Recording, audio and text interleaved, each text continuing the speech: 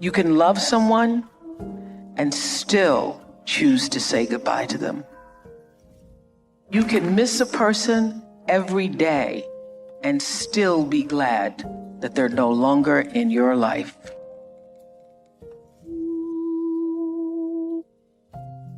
If somebody want to walk out of your life, let them go. Especially if you know you done everything you can do, you done sat around and been the best man or the best woman you could be, and they still want to go, let them go. Whatever they're running after, they'll see what they had in a minute, but by then it's going to be too late. Because you'll sit there and you'll go. Because half these people you be sitting around crying about it, worry about 2-3 years from now, you ain't going to even remember their last name. Letting go can make you unstoppable. I know because I let go of a relationship and reclaimed my life. And I know that letting go can create the best of change for each and every one of you. Sometimes you just gotta accept that certain things will never go back to how they used to be, because certain people will never go back to who they used to be in your life. Sometimes you just gotta wake up and realize that what you're holding on to just doesn't exist anymore. And the more you can accept what is, the less you'll be controlled by what was. You gotta stop hanging on to someone who has let go of you. Stop losing yourself to someone who has already left you. Forget trying to find closure. Forget trying to find understandings to their reasons. Forget trying to see if they're happy in their new relationship. Stop focusing on them and start focusing on you. Let folks go, son. Some people come in your life for a lifetime, some come for a season. You got to know which is which. And you're going to always mess up when you mix them seasonal people up with lifetime expectations. You can't, they got people that done got married with people they was only supposed to be with for a season. They done got married to people they only supposed to be with for a season and wonder why they're having so much hell in their life. They are not who you thought they were. The idea that this person was a trustworthy, faithful companion is not true. It is not true. That person does not exist. They didn't exist and they don't exist. It was in your head. It was in your head that this person was trustworthy and they were everything you wanted them to be and they were a faithful companion. That is a lie. They are not that person. They have proved it. They have proved it by their actions. So, move on, and at the risk of sounding callous, get over it. Listen, I put everybody that come in my life in the category of a tree. Some people are like leaves on a tree. Wind blow, they over here. They unstable. Blow the other way, they over here. Ain't nothing. Season change, they wither and die. They gone. It's all right. That's some people. Most people in the world are like that. They just there to take from the tree. They ain't there to do nothing but take and give shade every now and then. That's all they can do. But don't get mad at people like that. That's who they are. They ain't gonna never be nothing. That's what they put on this earth to be, but be what they are, a leaf. Some people are like a branch on that tree. You gotta be careful with them branches too, because they'll fool you. They'll get there and make you think they're a good friend and they're real strong, but the minute you step out there on them, they'll break and leave you high and dry. But if you find you 2 or 3 people in your life that's like the roots at the bottom of that tree, you are blessed, because that's them the kind of people that ain't going nowhere. They ain't worried about being seen. Don't nobody have to know that they know you. They ain't got to know what they're doing for you. But if them roots wasn't there, that tree couldn't live. You understand? And they ain't got a tree can have 100 million branches, but only a few roots down at the bottom to make sure it get everything it needs. I'm telling you something. When you get you some roots, hold on to them. But the rest of them, let it go. Just let it go. Let folks go. It's okay to be alone. So people get freaked out when they're alone. It's okay to be alone. It's okay. It's okay to be alone. There's no big deal. Enjoy it. Do something productive. And build that trust up in yourself. Look back at the situation, learn from it. We do that. It's an post-operational debrief. Oh, you've put too much trust in somebody? Cool. They broke your heart? All right, roger that. Let's see. What were the steps? What should I have recognized? How many times did I say, well, they didn't call me, but it's probably just because their phone was out of battery. No. Once your phone runs out of battery once, okay, you don't let it happen again, right? So you start seeing those red flags, see the mistakes that you made. And then look for them next time around. Because you deal with people all the time that they made mistakes the first run, They go back and they make the same mistakes the second run. They go back and make the same mistakes the third run. That's when you got to start blaming yourself on your situation. That's why I said you got to build a relationship with yourself. You got to learn yourself. You got to learn to trust yourself. When you get to a point in your life where you look at people and you go, okay, wait a minute, you or me, you will make a decision. Because when you telling folks to do something, and I never throw nobody away. I've never in my life just thrown nobody away. Just say, look, don't bother me no more. Don't talk to me. I've never done that. What I do is I tell you, say, look, this thing you doing right here, that's going to cause a problem. You need to fix that. Because if we're going to be friends, we're going to be cool, you got to fix that. And if you don't, we're going to have an issue. If you see somebody fix it or they even trying to fix it, that's somebody that care. Keep them people around. That's a leaf that's trying to grow up and be something else. You understand? But if you tell somebody that what you're doing is hurting me and I need you to stop it and they keep doing it, they don't care, move on, let them go. No matter how much it hurt, let them go. And it'll get easier, I promise you, every day it'll get easier and easier and easier, but you just got to make it through. You hear me, sonny? And see, you got to learn how to be by yourself, son. People have to learn how to be alone. I don't understand all these people, I need somebody. Lord, where's my man? Lord, where's my woman? That is crazy as hell. If you don't know how to be by yourself, what you going to do with somebody else? Moving on is less about what you're moving on to and more about what you're moving on from. Okay? It is less about what you're moving on to. Some of us, we stay stagnant. We settle for less. We stay in a situation that isn't good for our life. We stay in a job. We stay in a relationship. We stay in a friendship. We stay in a partnership that isn't good for our life because we don't know what we're going to move on to. We're so afraid to be alone. We're so afraid to go on that journey without, because a lot of us, that's all that we know. We've been codependent on that situation. For me, I was codependent on football. There's relationships in my past that I was codependent on, and I would rather settle for a little bit and settle for less than actually move on with my life. Some of us, we're so afraid to be alone. We're so afraid to go alone that we will stay stuck in a situation that we know isn't good for our life. So everybody type this in the chat right now so I know that you get it. Moving on is less about what you're moving on to and more about what you're moving on from. Why am I holding on to this? How is this serving me? And really think about the answer. Maybe it makes you feel validated. Maybe it makes you feel righteous. Or maybe taking on the pain is your way of recognizing the injustice so that even though it won't be made right, it can at least not be forgotten. Then I ask you, again, ask yourself, do you want to be right or do you want peace? Woo! This was huge for me. The unfortunate fact is that having both may not be possible. And also, you may never get your moment of righteousness, so why wait for it? Choose peace. What I know for sure is that in this world, time is a moving on, and it's our most valuable commodity. You can never get it back. So staying in that loop, playing it over and over in your head of hurt, only amplifies your pain. Let it go. Exhale, make room in your heart for something that is uplifting. Surround yourself with people who want the best for you. You have the ability to shift the DNA of your spirit and control how you perceive life. So why not lighten your load and let it go?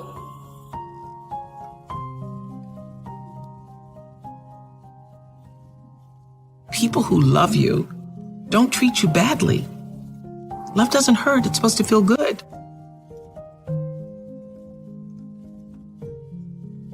Ladies, take the blame off yourself. Men are really, really good at that. Making you think something wrong with you. Oh, real men don't really operate like that. But you got so many men out here from these broken homes. You got so many men out here that ain't had a father figure, that didn't tell them what real men really do. That real men buckle down. That real men meet a woman and put her on a pedestal and treat her like a queen. Real men get taught this. When you don't have a man that's been taught that, you're dealing with a man that don't have all the qualities of manhood. I just wanted to highlight that abuse is unacceptable, and I lived it for 10 years with my abuser, my then husband, and it's something that I felt very ashamed about. And when you're in an abusive relationship, you don't want anybody to know that. It's very embarrassing and you feel very riddled with shame and guilt. And when I left my abuser, I was wanting to speak about it loud and proud, like this is not okay. And I'm one of the lucky ones. I got out and it took me 10 years to find the courage to actually leave that behind. If you don't get the lesson, it's a benevolent universe. It will come back wearing a different pair of pants in a different form. It will show up again to see if you really got it. So what is the great lesson for us? I mean, it really is what Oprah's saying, which is that when you get a red flag or I say a caution, a yellow blinking light, don't let it go to red. Get it when it's yellow, when the caution is there, that's saying something doesn't feel right. Check in with your friends. Ask them what they think about who you're with. And I'll tell you something, we don't want to do that. We don't want to ask our friends. And I always say this, if you're living a life and having a relationship that you can't tell your friends about what's happening in your relationship, something's wrong. If you've got to keep the secret, something's wrong. It means because I don't want you to know that he's calling me a B. He doesn't really mean that. He only does that when he drinks too much. He's not really an alcoholic. That only is because he was stressed last week. Well, last week turns into every kind of day. So part of it is, again, gathering a community, and I call it a truth commission. I have a truth commission in my life. Folks who will tell me the truth even when I don't want to hear it. And we all need that. Yeah, I have it too. You know, we need somebody who will say, you know what, that is like not, I mean, I have you're it. out of your mind right now. If you've been in a relationship for 12 bad years, do you want to do 12 more? Stop collecting red flags. What y'all saving them for? Once you get so many red flags, y'all ought to sew them all together, tie them around your neck, and fly your ass out of there. Think of all the times you let a man treat you badly, or someone, your friends, walk all over you. How many times have you let hurtful words or criticism crush you? Well, I was one of those people who was raised not to have a lot of self-esteem. And I know anybody else who was physically violated as a child, as I was, got whippings every day. The lesson of a whipping, the lesson of being heavily disciplined with violence is that you're not worthy, that you're not good enough. And so it takes a long time to get a sense of self-worth and self-value. And so I was in my 20s doing what everybody in their 20s does and looking for love in all the wrong places and looking to be validated by somebody else's view of who I was and wanting them to say, I'm okay. Yes, you're okay. You're okay. And I've done some really embarrassing, ridiculous, crazy ass things over the years, holding onto the bumper of a Datsun Z like I could actually keep him from pulling off. And I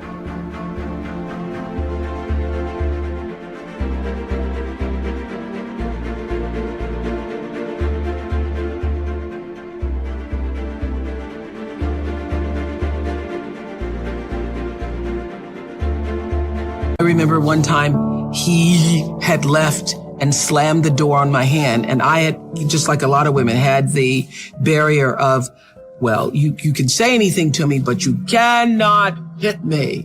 You cannot hit me. He didn't hit me, but the door slammed on my hand, and I thought, well, that's coming close. That's coming very close. And I remember the door slamming on my hand, falling to the floor, and in front of me was a mirror. And I saw myself on the floor. with my hand now bruised and thinking, I have become the woman that I watched my cousin Alice be my whole life as a kid. The only difference is that I'm battered in spirit, and the next step is going to be, who knows? So lying there on the floor is the moment I made that decision that I have now become a woman that I never imagined myself to be, and I got to figure out how to get myself out of this. And that was the beginning of the lesson, which is I'm hoping happens to you tonight. Frequent breakups and makeups, high highs and low lows. As tension rises, so does volatility. Tearful, frustrated fights followed by emotional makeups. Hateful and hurtful comments like, you're worthless, I'm not even sure why I'm with you. Followed quickly by apologies and promises it will never happen again. By this point, you've been so conditioned to this relationship roller coaster that you may not realize how unhealthy and maybe even dangerous your relationship has become. It can be really hard to see when unhealthy love turns towards abuse. But it's fair to say that the more of these markers your relationship might have, the more unhealthy and maybe dangerous your relationship could be. And if your instinct is to break up and leave, which is advice so many of us give our friends when they're in unhealthy relationships, that's not always the best advice. Time of breakup can be a real...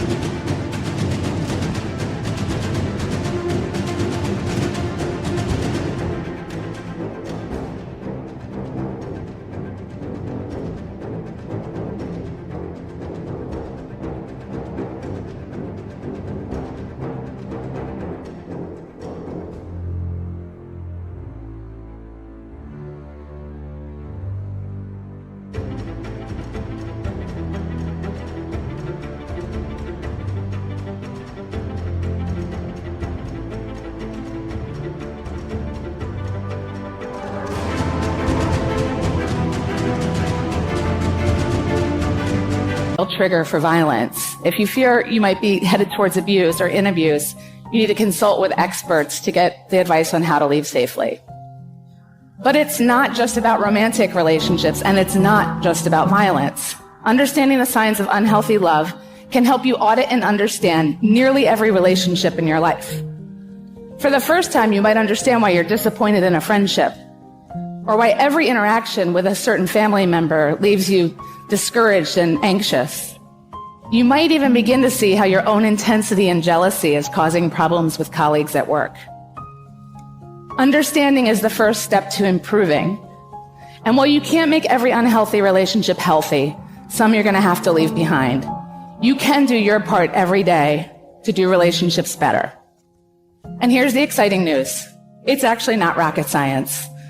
Open communication, mutual respect, kindness, patience. We can practice these things every day.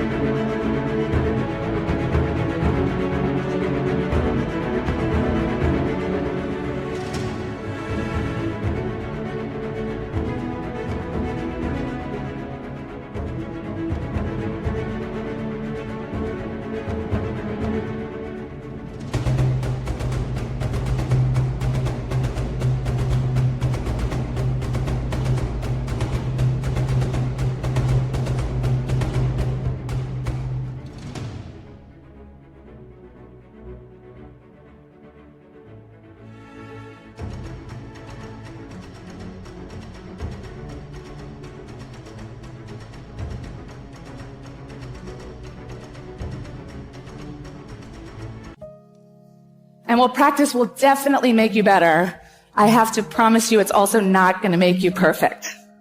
I do this for a living. Every day I think and talk about healthy relationships, and still I do unhealthy things. Just the other day, as I was trying to shuttle my 4 kids out the door amidst quarreling, squabbling, and complaints about breakfast, I completely lost it. With an intentionally angry edge, I screamed, "Everybody just shut up and do what I say. You are the worst. I'm going to take away screen time and dessert and anything else you could possibly ever enjoy in life." Anybody been there? Volatility, belittling. My oldest son turned around and looked at me and said, "Mom, that's not love." For a minute, I really wanted to kill him for calling me out, trust me. But then I gathered myself and I thought, you know what, I'm actually proud.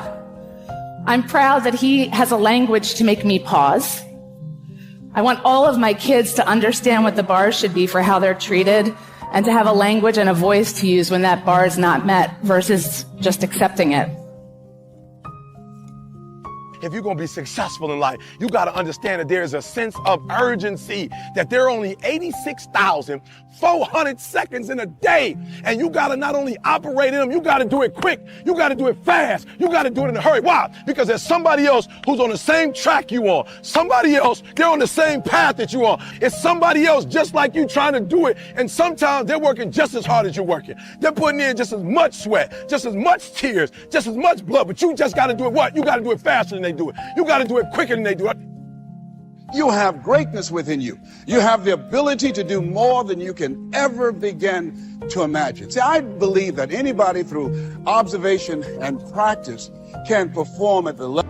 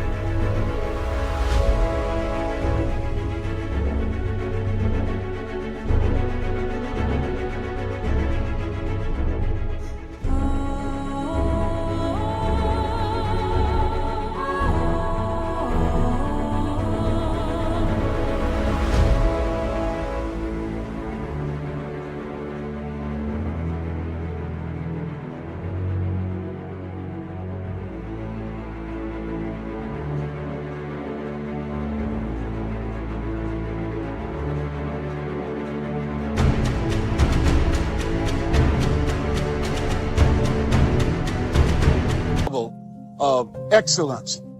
But when you're pursuing your greatness, you don't know what your limits are, and you act like you don't have any.